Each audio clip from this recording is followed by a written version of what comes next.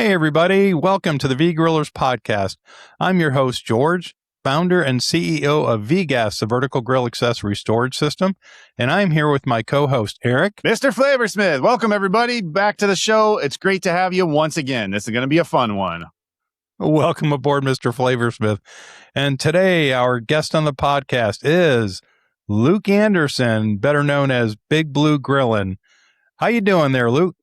Hey guys, thanks for having me today. Hey, we're glad you could make it on the show today. I know it was last minute notice, and we really appreciate your flexibility. Let's get right into it and tell us a little bit about Luke. It can be your bio, it can be your barbecue bio. Just kind of wing it. Tell us a little bit about yourself. Let us get to know you. Well, I'm from Minnesota, born and raised in Minneapolis. Now I'm a little bit further from the city, but it gives me a little more space to spread out and keep my Weber grill collection. I've been doing barbecue since about 2013. Got looped in with Weber doing demos in 2019. Got invited to be part of the Friends of Weber crew in 2021. And just recently, now that Weber's gone through kind of a change of command and ownership, been asked to join the 2025-26 Kettle Crew class. So awesome. Congratulations.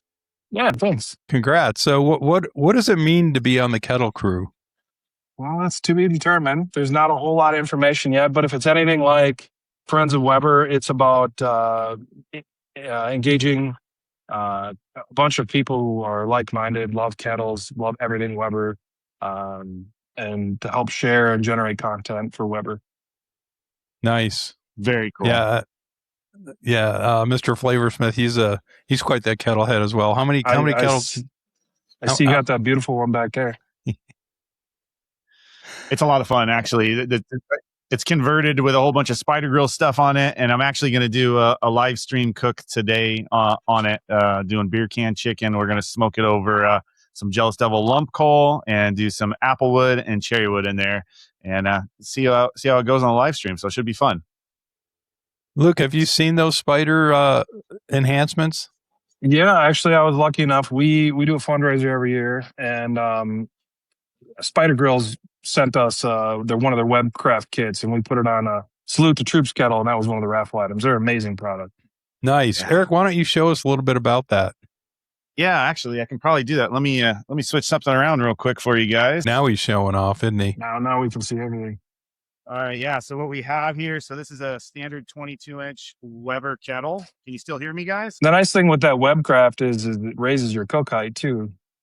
Right. So this is a standard 22-inch Weber kettle, but it's just really the bottom bowl and then the lid that's standard, because the cart is actually a Spider Grills cart. And I tell you what, man, this cart really stabilizes the kettle, just tremendous. And it also has 4 swiveling locking casters on there, which for me is just awesome because I move everything around in my backyard here. And then really what makes this system so unique is really their heat controller. It's their Spider Grills Venom heat controller on here. And it will introduce airflow into there via fan, increase the amount of oxygen in there. And obviously your coals will get hotter. And then when you get too hot, it actually has a built-in thermometer and everything. And it will limit the amount of airflow going into there as well. And then the Webcraft is that additional piece that sits right on top there, allowing you to use the entire Spider Grills 22-inch ecosystem. So we've got a next level cooking system that's in there. And what that is that's a heat deflection stone system that's in there, ceramic heat stones that are in there. And then I've just got a beer can chicken stand that's on there because I'm going to do some beer can chicken later. And then it has a lift assist hinged spring loaded piece in the back there that actually lifts your lid up. And then I put a Woolly Bully insulated jacket on the top of it, just limiting the amount of thermal heat loss that happens on here. And then when you use that Webcraft system, it also allows you to use the rotisserie kit that they have, as well as their folding removable side shelves. Pretty cool system. Yeah, definitely slick. That's really cool. So Eric, tell everybody about your site, your content, where they can find more videos by you. Because I know you got tons of content, not just on the Weber, but on all kinds of products, right? And cooking videos. You got all kinds of stuff. Tell us where they can find you. Yeah, so I do all sorts of backyard cooking stuff. So it's not just limited to the 22-inch Weber. I do Kamado stuff.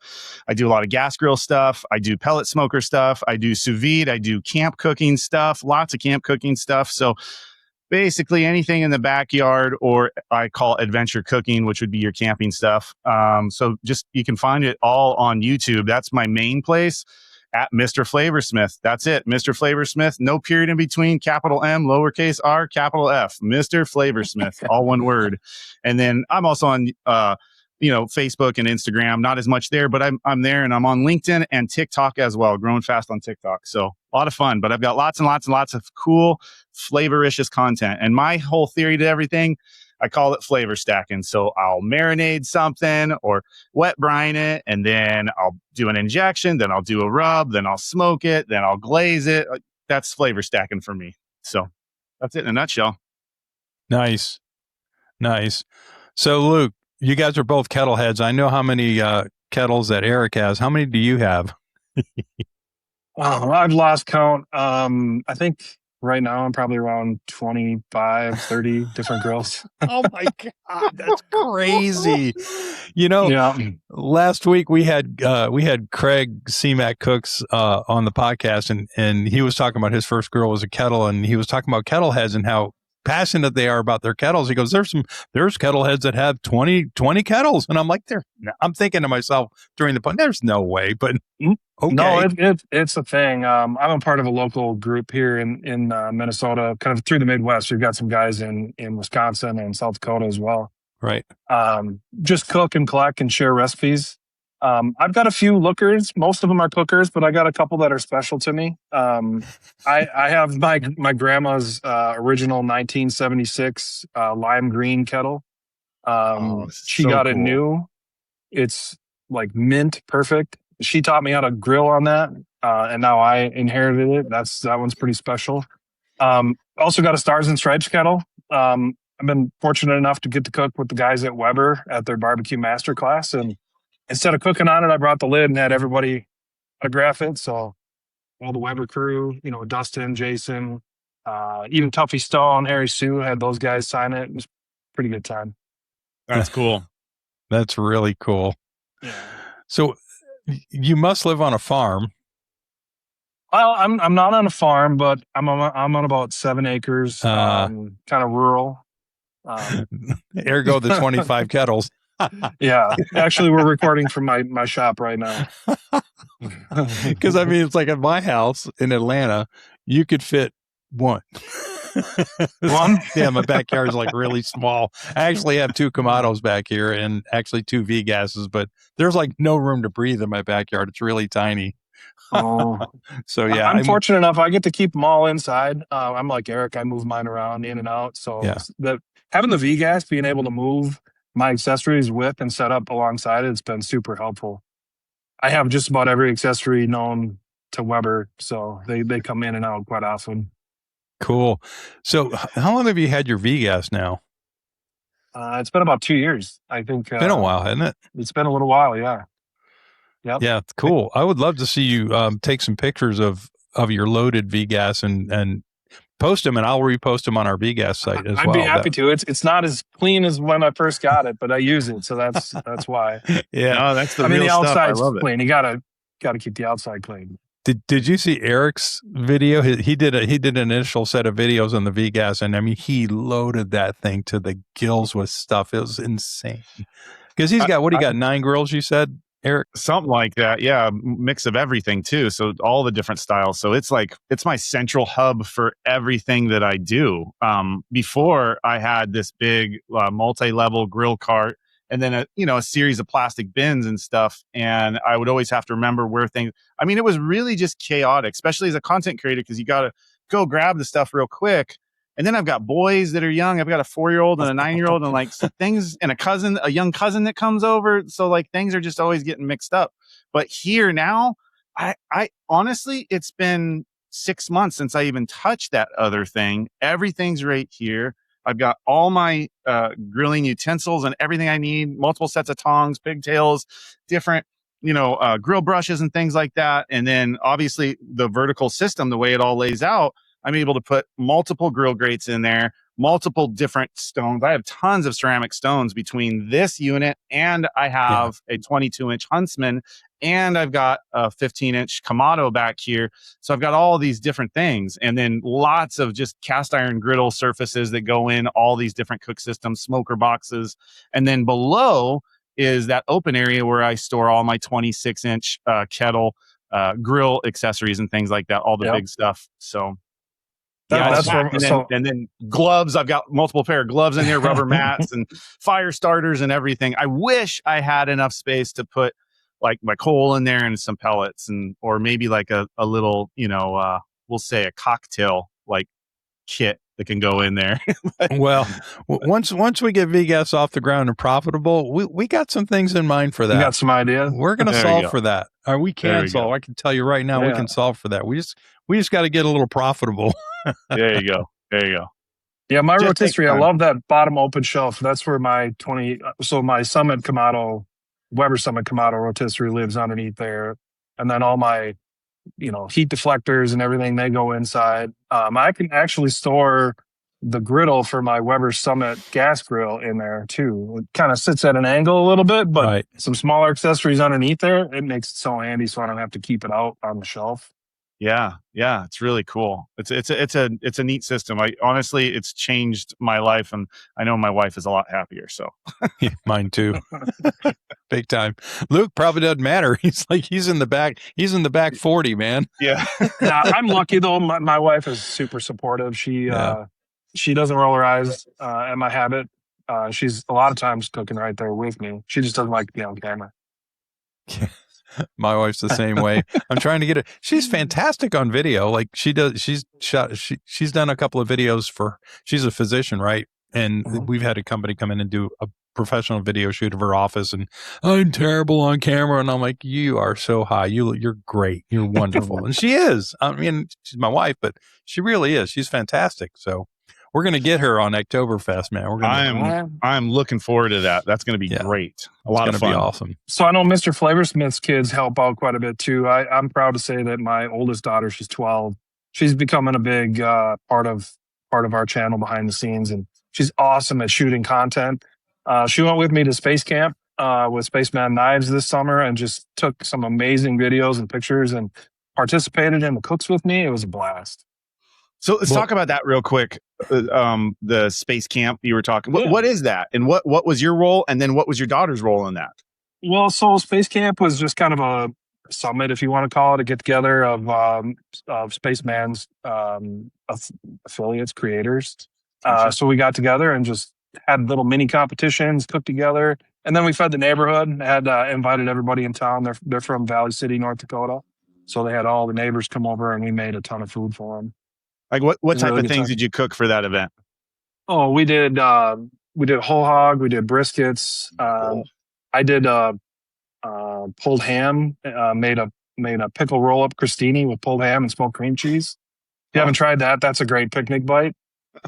We did a tomahawk competition, so we grilled tomahawks, and a meatball competition, and it's all just like here's a pack of meat. Everybody gets the same thing, ready to go, and you scrounge and find what you got in your coolers and make something cool. So, and in the cookers, it was just what everybody brought with them, kettle stuff, any, gas grills, any pellet smokers, anything like that? Yeah, there was a Green Mountain grill. There was like an Oklahoma Joe, like offset, even embers. I was the only Weber guy, so I brought my kettle along, just me and my little kettle. And there was Hunsacker drums, and then of course we had the old style Texas cinder block pit for the pig, which was the first time I'd done that. That was pretty cool. Yeah, that's so cool. Awesome. And like how many people ended up showing up there? I want to say there was probably 50, 60 neighbors came, and there was probably 20 creators. Super cool. Sounds like a lot of fun. Awesome. Yeah. I'm actually doing another event with them this fall coming up here in conjunction with Long Bolts Resorts. We're doing cooking class weekend where you can come up, enjoy the resort. All different skill levels are welcome to join. But if you want to learn a little bit about the basics of grilling and smoking, we'll teach you that. And if you want to come show off, you can do that too. That's so great. And then, so you said your daughter really helps out with the content creation and capturing the media behind the camera, video camera and still camera, I imagine, right? Correct. Yeah. Yeah. And then does she do any of the editing? No, she hasn't got into editing yet, but she wants to. She's mentioned that she'd like to do more of that. That's cool. Yeah. She's young. She can. I'll tell you what. She'll probably be better at it me in no time. Well, I mean, yeah. It's not that hard though. Well, yeah, I mean, I just started this process. I mean, Eric's been doing this for a long time, but and he's my coach, right? But doing the podcast and doing all the edits and trying to get clips extracted and doing this and doing that, and wow, I'm better at it. I'm a lot better at it than I was, but man, if you start off when you're 12 or 13 doing it, you're going to be just a whiz. I mean, it's going to be easy, right? Yep, absolutely, easy peasy. Yep. I'm getting my son into it because Mr. Beast on YouTube loaded up his first video when he was 11 years old. So my son's just about there. So we'll see what happens. I could use him as an editor though, for sure. So I was looking at the bio you sent us, which I appreciate because it gives us some stuff to talk about and pick on you about. But tell us about the 2026 the Weber Barbecue Masterclass cook. That sounded really interesting to me. So it's been that was a lot of fun. Every year Weber puts on a barbecue masterclass and they invite, Tuffy Stone, Harry Sue, Bill DeMoss, the sausage sensei, professors from Ohio State University, and they come in and they give the meat science portion of it. I was fortunate enough, they asked me to come help, and I was cooking all the chicken and help cook the steaks for, I think they had 175 people. So they go through and they'll do a demonstration with the different choice, select, prime, wagyu cuts of meat, of beef. They'll do the same for pork, and then they do different sets of chicken. And I got to come in and help cook all day with them. That's awesome. What a cool event. Spend some time behind the scenes with, those guys, and you can pick up some tips really fast, even for a super experienced griller, smoker. Sure. Yeah, absolutely. Legends there without a doubt. Yeah. And they're salt of the earth too. I mean, they're just like you and me hanging out. They're just super cool people. That's awesome. And so the event, this was you were cooking with people, or was this you were learning things? Like for the viewers that have never heard of this before, kind of outline the detail of the event. So the Weber Barbecue Masterclass is a 2-day event. It starts Friday night. And so Friday night, people come in, they check in, they get their gift bags and their shirts, and then they jump right into it. And we start doing a brisket trim class. And so we break it down into teams of 5. So the main hosts, teachers, they break out into groups, and they take about 20 people or 20 to 30 people per group. And they share their method on how they trim brisket and how they set up their pits. And then they do it. It's kind of hands-on. People jump in and they help. So cool. Yep. And then the next day it starts bright and early. I should say after they do that, then they serve a dinner. So you get to eat, food from the Weber restaurant. And then the next morning it starts bright and early at 7 a.m. We jump right into meat science classes. And then they do 5 different breakout sessions with making your own spice rub. There's a whiskey pairing and tasting class. There's a chicken class, which is the one that I helped cook with. There's another brisket breakout session, and then they do pulled pork and ribs, and that was taught by Tuffy Stone and Harry Sue. So then they come back after all that, you eat lunch, and also it's already a big morning. You come back in, and then they do the brisket tasting. So those briskets that you help prep each team to come back, and it's kind of a blind competition. They taste them. Everyone in the class judges. And then we do a sausage. I shouldn't say we. Bill does the sausage class. And then they bring out the results. And then it's kind of a free-for-all after that. So with the sausage class specifically, are they stuffing the sausage from beginning? He runs, yeah. Yeah, he runs through the whole process. So they'll talk about, the meat science of it and the emulsion and the fat mixtures and the cure that they put into it. And then he'll actually do a demonstration on stuffing a sausage and then they sample, they pre-made sausage earlier that day. And they get to sample those that have been cooking. And then, Bill's an incredible human when it comes to cooking sausage. He's a mad scientist. The peach cobbler sausage he makes is unbelievable. I mean, it just bends your brain that because you're putting a sausage in your mouth, but it tastes like a peach cobbler. It's phenomenal. I gotta if you say, haven't followed him, you guys should. Yeah, I have to, because sausage is like that. I'm Hungarian, right? And so Hungarian sausage is always it's a thing that we do. And there's so much you can do with sausage alone. Like just like you said, I mean, a peach cobbler sausage, that's insane, but that has to taste just out of this world amazing. So what a great experience for even not just even the novice or just a hobbyist, just anybody really in the cooking to be a part of that class and experience that from so many great legends and so many different types of things. That just sounds like a lot of fun. It is a lot of fun. Where and even go ahead. No, I'm sorry. Where was it? It was at the Schaumburg Weber Grill restaurant. So they have an outdoor teaching class set up. They bring in a tent, so it's just outside of Chicago. Chicago, got it. Okay. So I got a question for you, since you're a Weber guy, and maybe Eric can jump in as well. I don't know if he does briskets on a Weber, but so I had a Weber. I'm digressing a little bit. Okay. The Weber kettle was my gateway drug, right? When I finally got to charcoal grilling, because I had a gas grill for like 25 years when I was raising kids and working and all that stuff. But then, I finally got a Weber kettle and started charcoal grilling. Really enjoyed it, and that was my gateway drug onto Kamado style grilling and this and that. But when I had the Weber, all I was doing was the basic grilling stuff. So I wasn't as sophisticated as you guys were. I was using heat deflectors and a Weber. I didn't even know what a heat deflector was when I had a Weber, right? Because I'm just a backyard guy. I'm not like you guys. Like, you're really good, creative, and that's not me. I just do basic stuff, and my expanded repertoire to you guys is really rudimentary. It's really basics. But again, I digressed a little bit. But brisket, how do you do an awesome brisket on a Weber? I think there's a lot of different methods to do it. Setting up a snake inside a charcoal kettle is probably the easiest way, and they make it easy, not even easier now.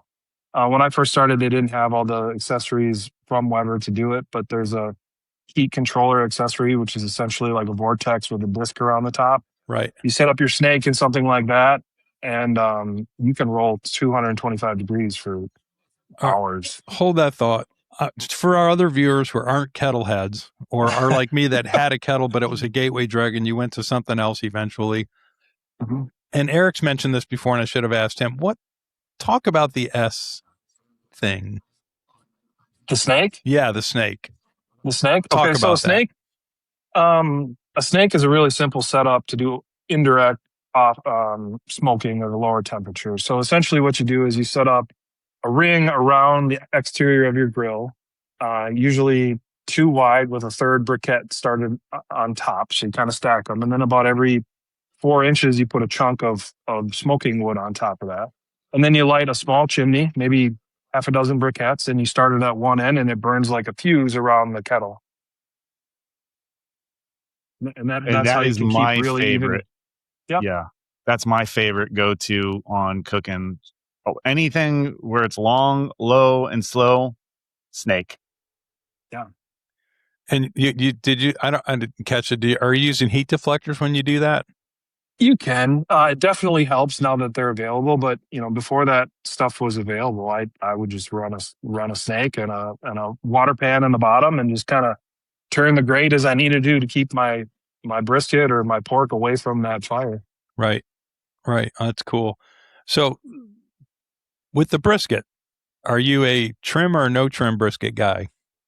Oh man, it depends on what I'm doing. I've done some competitions, then you definitely have to trim. I like to do what they call like a restaurant trim, where you keep more of the meat for more yield, but you're still paring off some of that fat cap and, trimming off the square corners so you don't get like the burnt, crispy ends.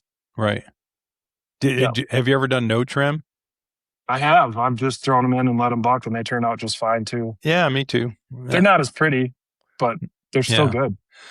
So the last brisket I did a normal trim on it, 1/4 to a 1/2 inch on the fat side, but I took off the tomahawk, right?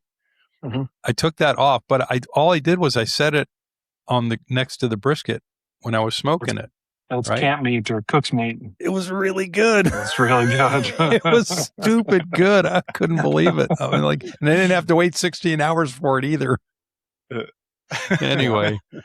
A lot of times the little trick, what I'll do if I'm doing it in a kettle or in a WSM, I'll take all those trimmings too, and I'll put them underneath the brisket and render that tallow out. And then I use that tallow back when I'm wrapping it.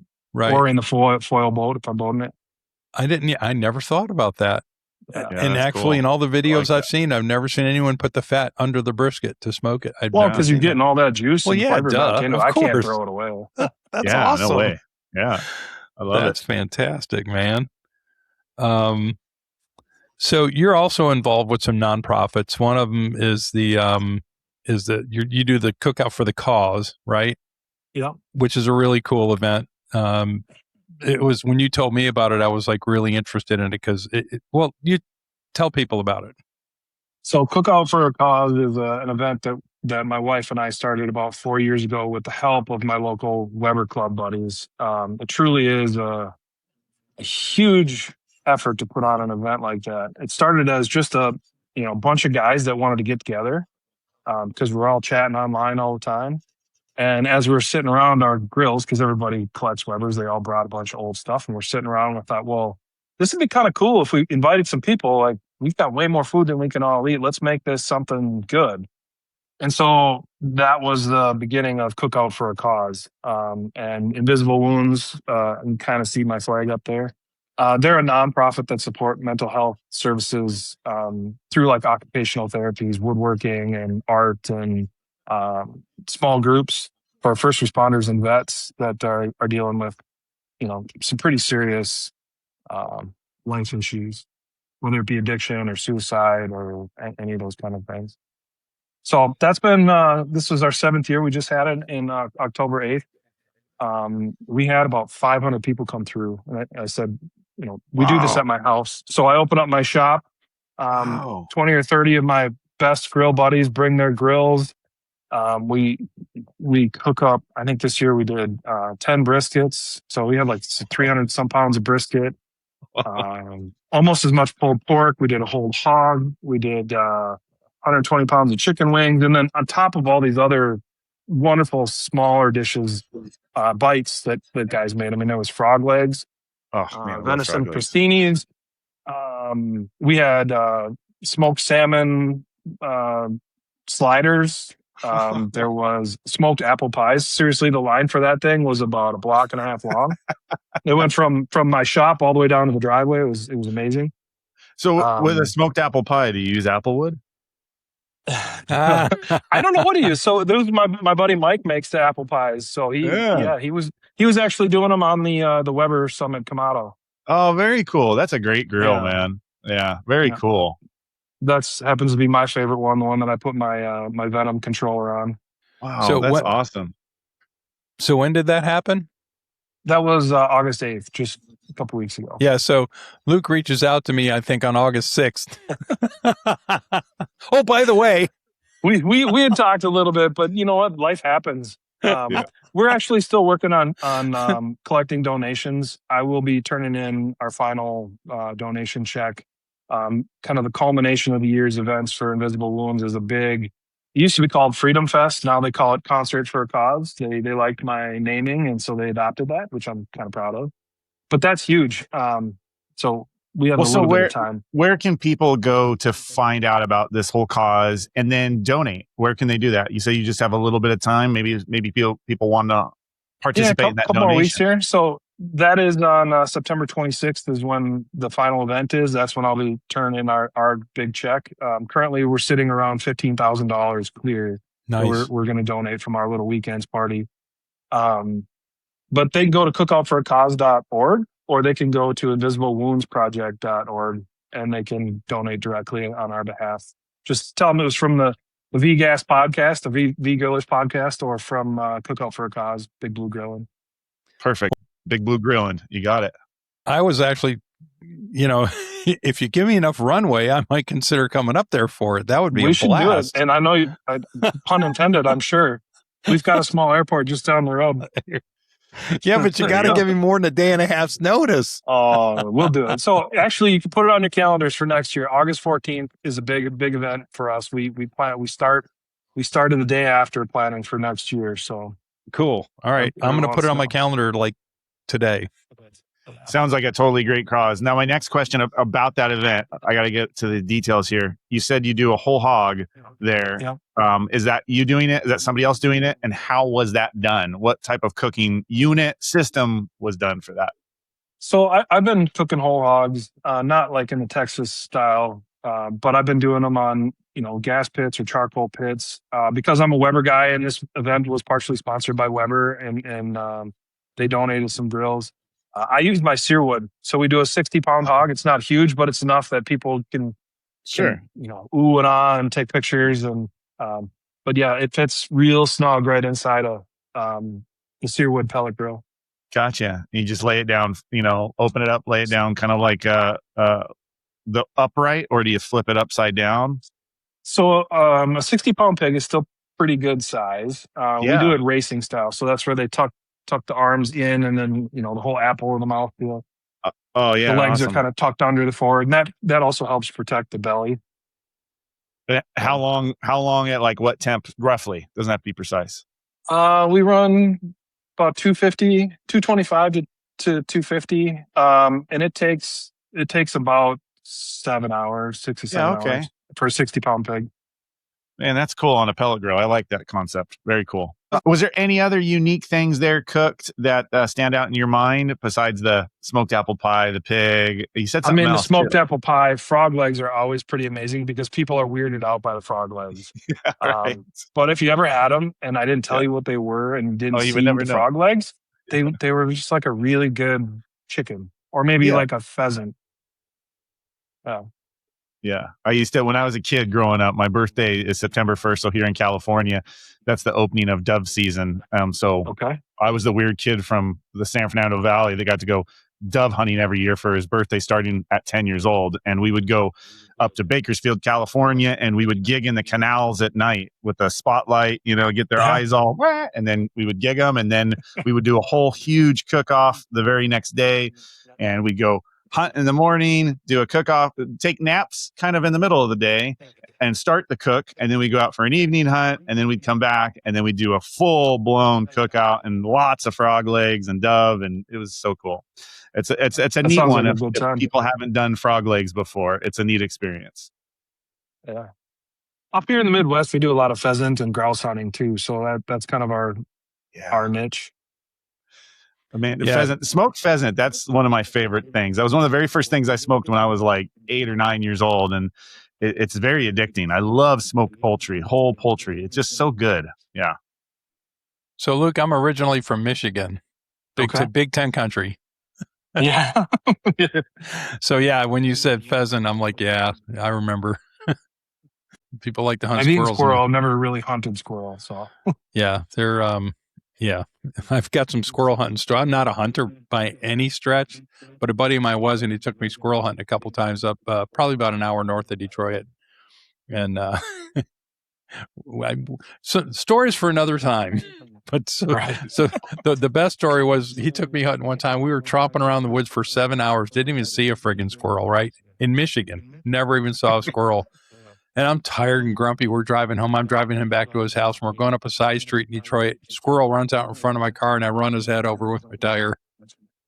That's how it worked. You just had to say you were going to be deer hunting, and then all you would see is squirrels. Squirrels, right? Exactly.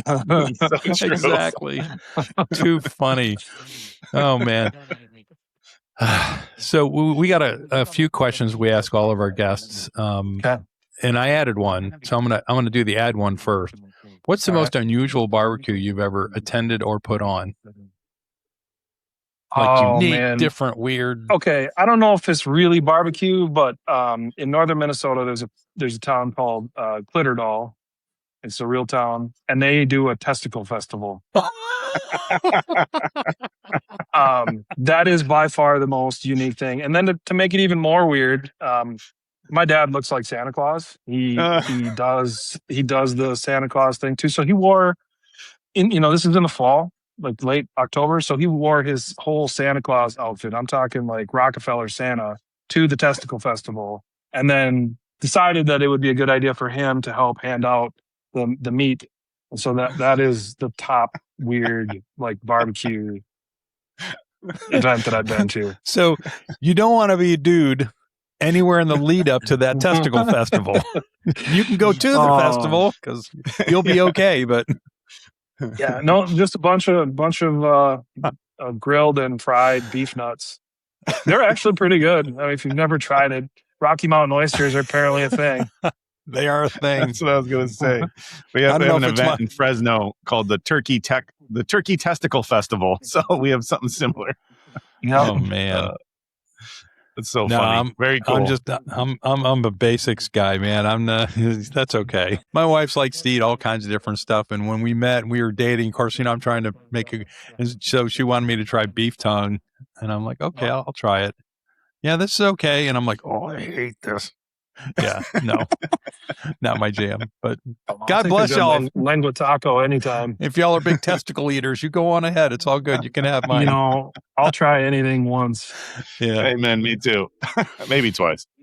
Yeah, I don't. I'm food math guy, right? So if you got this ingredient and that ingredient and this ingredient, if 2 out of the 3 I like, I'll probably try it. If 2 out of the 3 I don't like, the food math doesn't work out. I'm not going to bother. Yeah, you like fried food and you like beef, so you should try it once. There you go. Yeah, what are those things? Hush puppies. It's just a hush puppy. Just try it. Just try it. Well, those have cheese in them, don't they? You're not a cheese guy. I'm not a cheese guy. You saw that. Good for you. Good for you. Picked up on that. Yeah. Yeah, not a cheese guy. So next question. If you were just going to go out back and pick one of your 25 kettles and cook something just for you, just for you, what would it be? Man, I think it was just for me. Like, it's my birthday. I'm probably going to order a really nice ribeye and cook that. Maybe a tomahawk. Those kind of seem like a splurge. Nothing wrong with that. How thick? Well, I mean, you got to do the 2-finger. I like the way you think, man. And I would cook it on my Summit Kamado. I mean, that is my go-to everyday grill. Yeah. When you do the thick ribeyes or tomahawks, do you do the reverse sear or you just grill them up? I've been on both sides of that reverse sear, pre-sear it.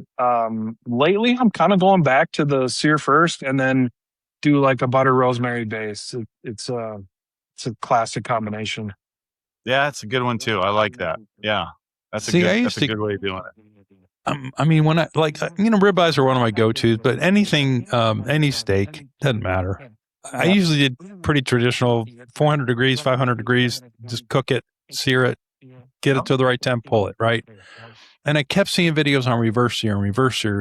And I thought, well, I could probably get my steaks thicker if I did a reverse. Let me try it.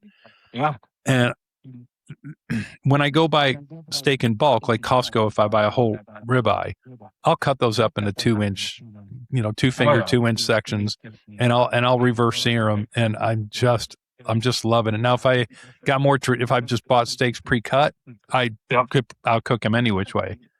But when I get a chance to cut them myself and I get them nice and thick, man, whole different ballgame. I reverse sear the crap out of those things. They're awesome. I think the biggest thing is just to make sure you're paying attention to the temperature when you're doing them. Right.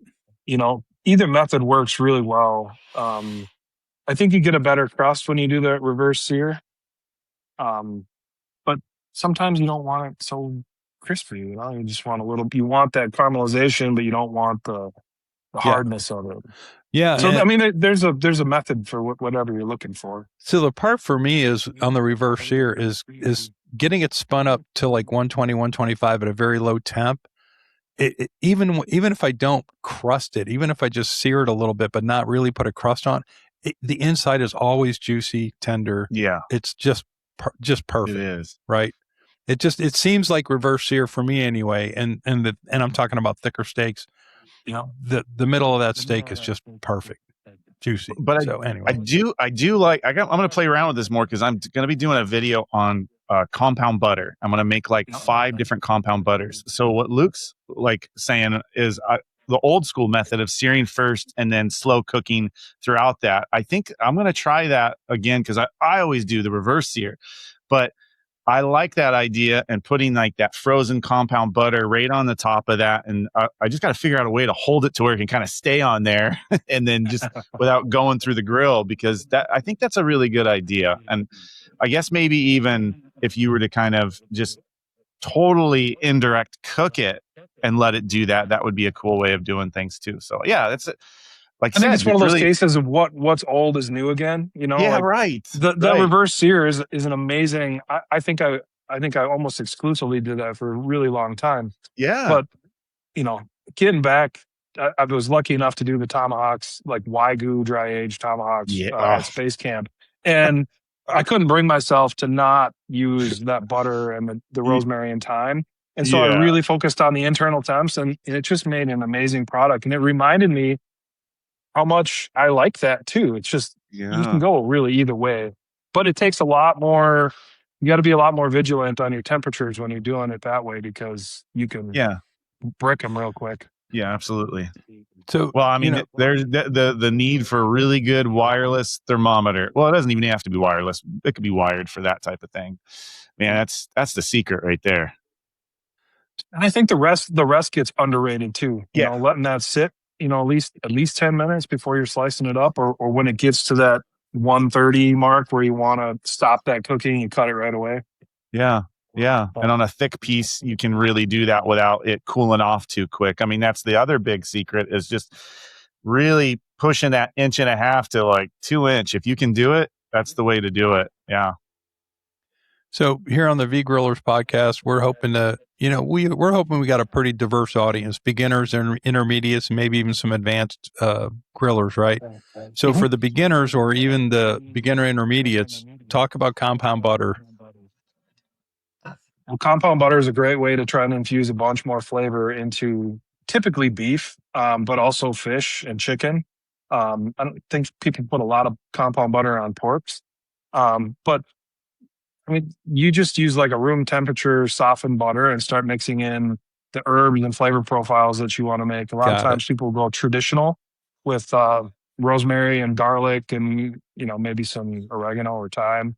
You can go the other way too, and you can make a spicy butter or like a Cajun style, mix in some Cajun seasonings and do that. It's just a nice way to introduce more flavor. It works really good.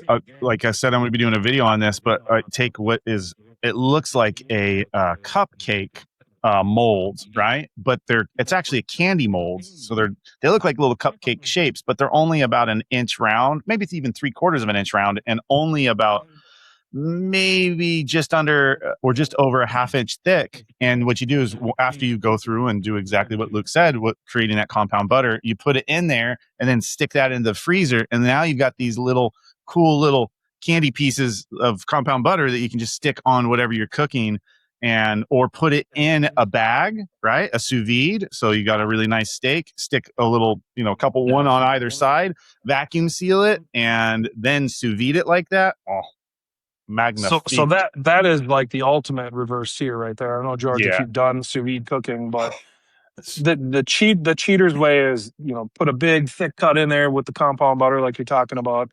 And then you don't even need to light a whole grill. You can just light the chimney, put a grate on top, and then sear right over the charcoal chimney.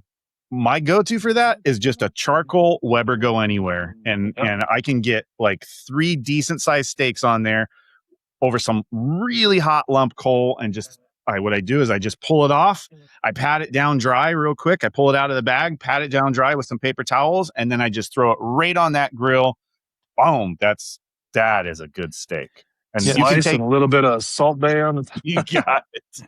You are set.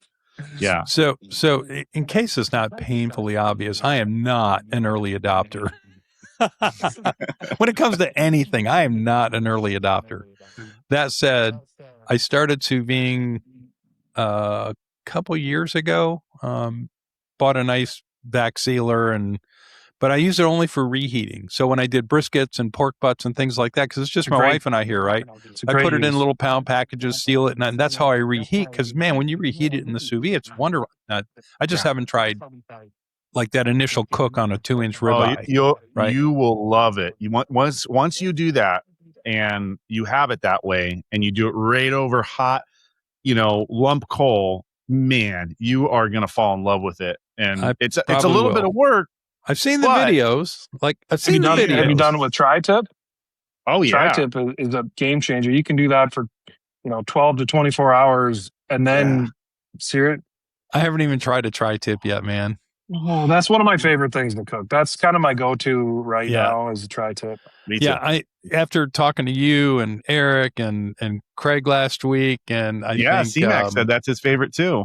I kind of feel like we should quit talking about it though, because the price of tri-tips just keeps going up and up. The more people like them, it's going to be like $20 brisket. a pound here pretty soon. Brisket. I think Joe even talked about tri-tip. I'm going to have to. You know what? I'm just going to commit that before the Atlanta Home Show.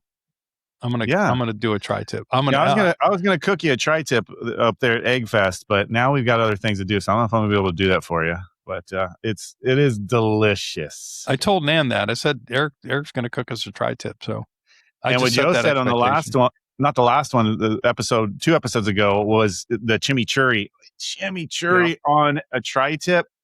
Oh, it doesn't get much better. Awesome. All right, next question. Okay. If you were going to have your, 10, 12 closest friends over, what's your go-to cook for them? Well, it's kind of going back to tri-tip. If we're going to do a bunch of beef and you want to kind of keep it cheap, tri-tip's a great way to impress people. I love tacos too, so anything we can turn into tacos. Yeah. Sometimes it's fun to do multiple proteins. Just do a taco buffet, have some tri-tip, maybe do some grilled fish. Like walleye tacos, or you got to pick one. What's your favorite to cook for? What's your favorite to prepare for a small group at your house? Probably tri-tip. Okay, so I think Eric's is party ribs. I remembered finally. Party ribs and tri-tip. That's a very they're like right there. Well, the great thing about when you have so many different grills, you can pick more than one. Yeah, no, I'm with you. I'm looking for a favorite thing, like. Like my go-to is pulled pork tacos. So I smoke pork butts and we make pork tacos. My wife does a Southwestern coleslaw. And so, stuff like that. I want to add to this one. I want to make this a little different. So what is your favorite cooker to use for a party? Well, okay. So recently I purchased a TMG offset with a 6-gallon fryer and a 48-inch Santa Maria. That is my go-to for parties because it's a bad machine. Ooh. It's fun. It gets a lot of looks. You can fit a ton of food in it. So for the viewers, 250-gallon offset. That's what I was going to say. Let's get into the details. Describe exactly what that is, what the company is like, and what that model is, so the viewers have a better understanding. So TMG Pits is out of Knoxville, Tennessee. They make amazing quality product. So it's a converted 250-gallon propane tank that they turn into an offset smoker. It's got a big insulated rear firebox. It's on a trailer. Has a 6-gallon fryer in the front, and then on the other side of the offset, there's a 48-inch Santa Maria with a big covered stainless wood storage table. That thing sounds awesome. That's my party machine. So I think last time I looked at data, barbecue data, just general data, 80% of the households in the United States had a grill. It's not that they use it every day or every other day or every month, but 80% of the households have a grill. And I'm leading with that because I'm a Kamado. I'm a ceramic guy. I love ceramic grills. I think they're wildly functional. I can do everything on them, and it's one grill, right? Well, it's one. I have 2 different sizes. That's the only difference, right? So, have you ever dipped your toe in the ceramic Kamado style grill waters?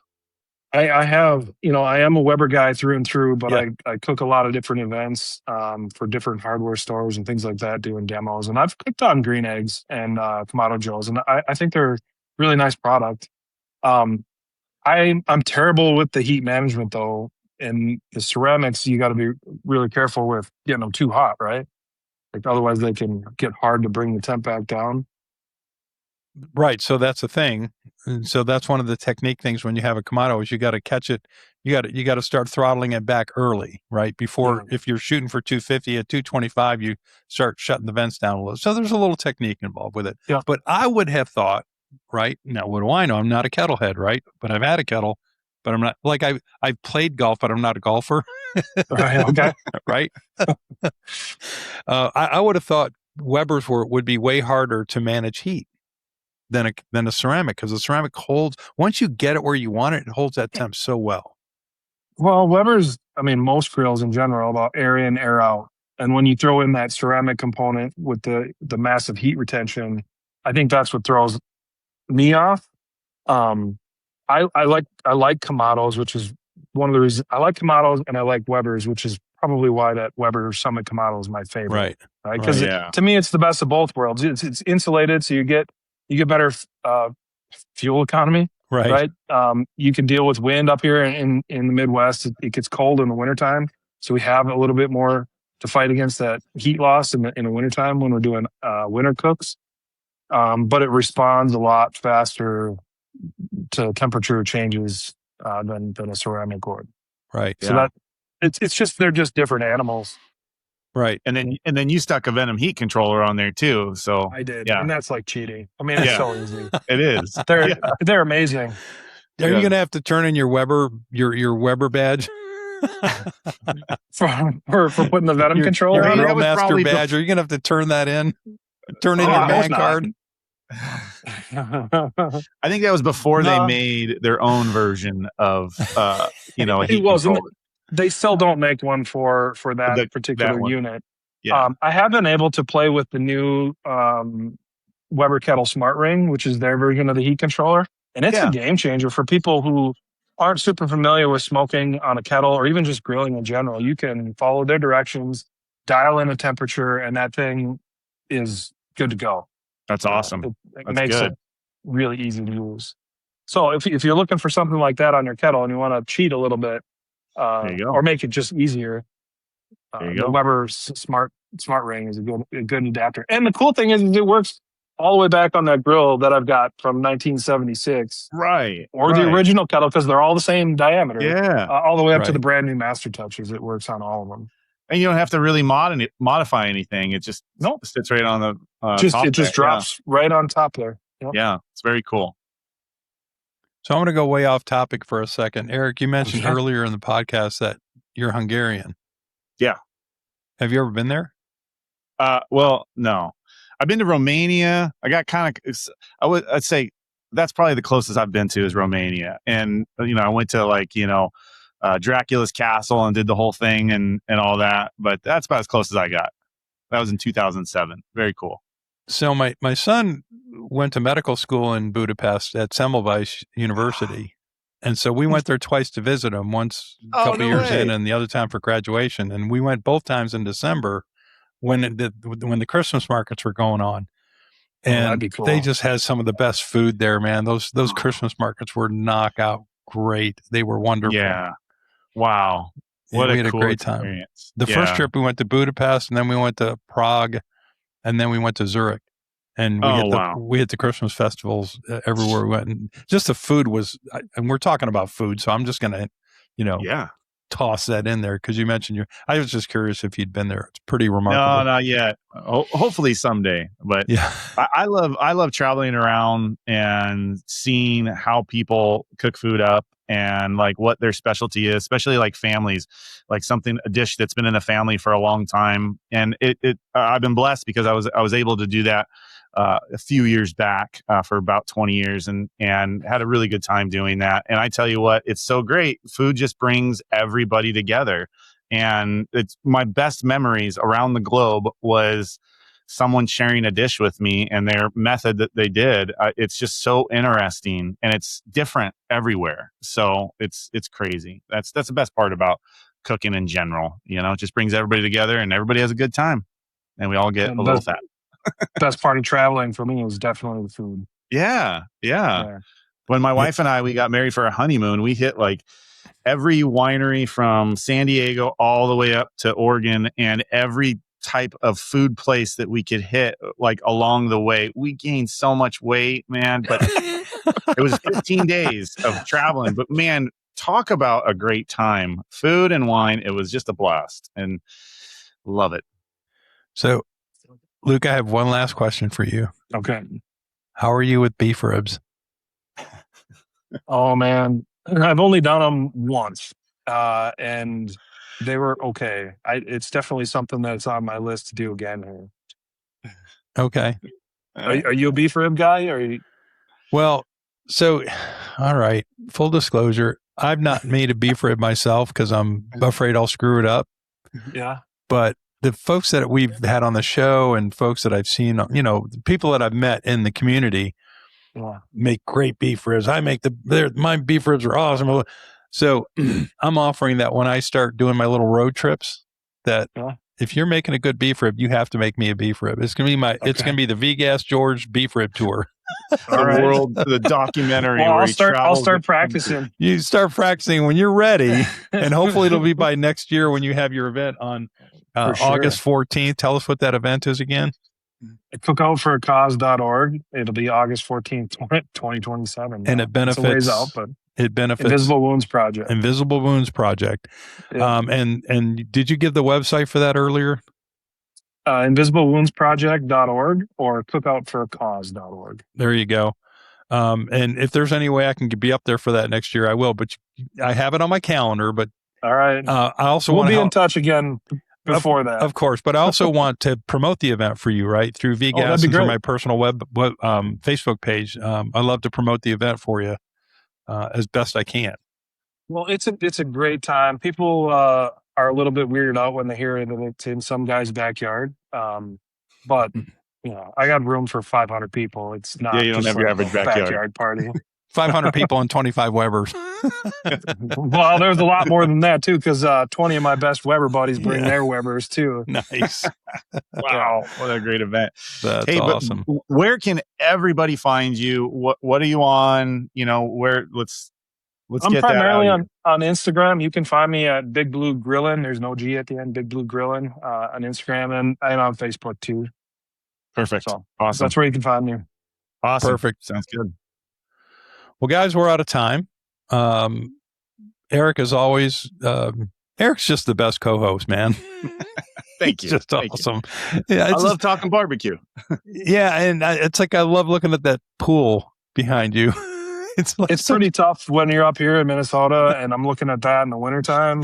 Just definitely want to come visit in the winter. I know. I will be in it after my live stream later for sure. It's 100 degrees out here. So yeah, you'll deserve it for sure. Yep. And Luke, thanks so much for coming on as our guest today. We really appreciate it, especially last minute. It was a little, we had to work hard to get this thing coordinated, but you came through for us. It was great talking to you guys. I hope we can do it again. Yeah, absolutely. It was a total blast, and I think everybody's going to get something out of this one. So thank you so much, Luke. Let me know when you guys have an event up near the Midwest or something you want help cooking on. I'd be happy to jump in and join you. Awesome. All right, guys. Thanks so much, and we'll talk soon. Bye, everybody. See you on the next one, everybody. See ya.